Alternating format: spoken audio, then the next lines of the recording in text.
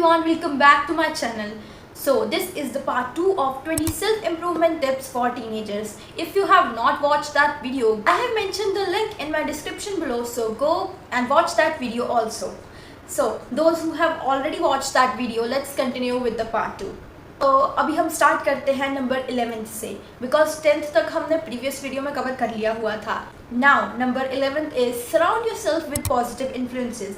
ये हम सब सुनते तो बचपन से है कि अपने आप को अच्छी कंपनी में रखो, अपना फ्रेंड सर्कल अच्छा रखो, बट कभी इतना ध्यान नहीं देते इस चीज़ पर. But if you notice this deeply, आपको पता लगेगा कि सराउंडिंग्स का कितना ज़्यादा इम्पैक्ट होता है हमारे ऊपर. Like if our friends are in parting culture and enjoying and just living out the normal life, we cannot become disciplined because they'll force us to do the things they are doing. And not only friends but social influence भी जो होता है उसका बहुत ज़्यादा impact हमारे ऊपर पड़ता है. Like social media surroundings also influence us a lot. Like अगर हम मीम्स वगैरह ही देख रहे हैं तो हमारा दिमाग उन मीम्स में ही रहेगा, या अगर हम कोई एंटरटेनमेंट स्टफ देख रहे हैं तो हमारा एक माइंड सेट उधर तक ही रह जाता है. हम एंटरटेनमेंट की तरफ ही ध्यान देते हैं, हम अपने एंजॉयमेंट में ही लगे रहते हैं.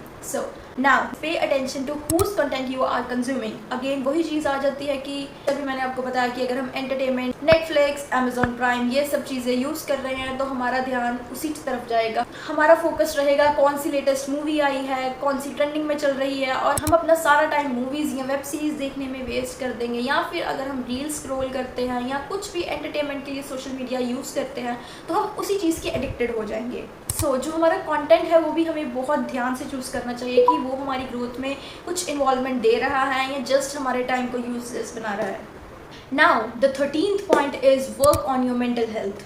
मोस्टली नॉर्मल एरियाज़ में और रेगुलर बेसिस पे मेंटल हेल्थ पर कोई ध्यान नहीं देता, या मोस्टली लोगों को पता ही नहीं होता कि जब उनकी मेंटल हेल्थ ख़राब हो रही है उनको क्या चीज़ करनी चाहिए.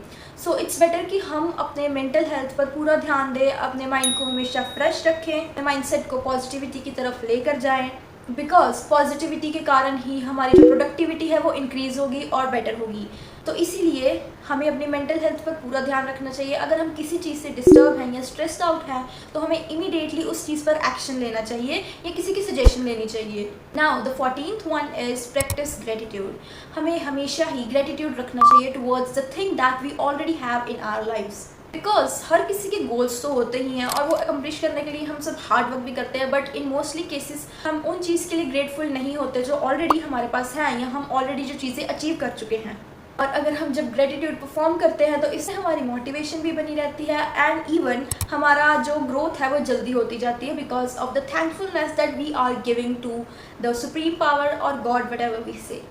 Embrace discomfort. अगर हम कुछ बड़ा करने लगे हैं या किसी भी हम अपने गोल के लिए काम कर रहे हैं तो ऑब्वियसली हमें अपने कंफर्ट जोन से बाहर जाकर काम करना पड़ेगा, और वो जो डिस्कम्फर्ट है उसको हमें बहुत अच्छे तरीके से एम्ब्रेस करना चाहिए, उसको अप्रिशिएट करना चाहिए, बिकॉज वही डिस्कम्फर्ट है जो लेटर ऑन हमें सक्सेस दिलवाएगा.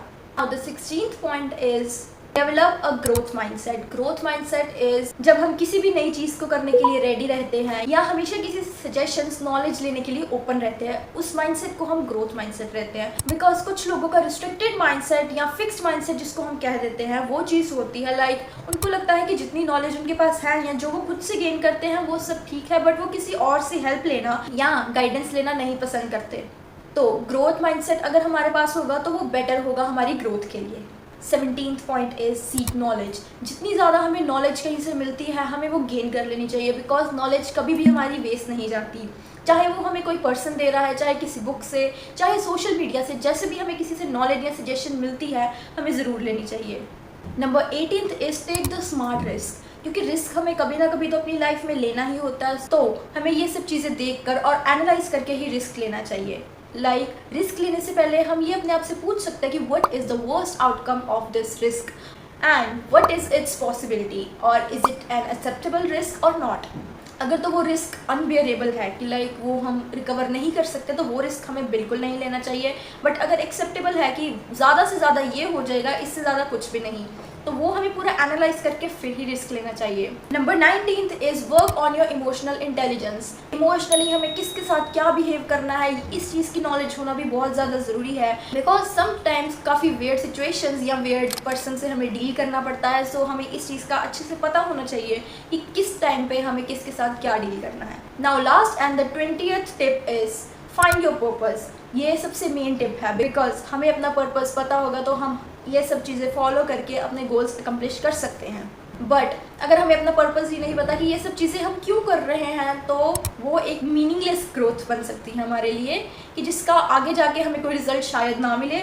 सो इट्स बेटर कि जो हमारा पर्पस है वो हम अच्छे से जान के उसके ऊपर डीप रिसर्च करके फिर ही सब काम करना स्टार्ट करें। So I have done with my video and I'll be back with my next video soon. Till then, don't forget to subscribe and share my channel. Thank you so much for watching my video.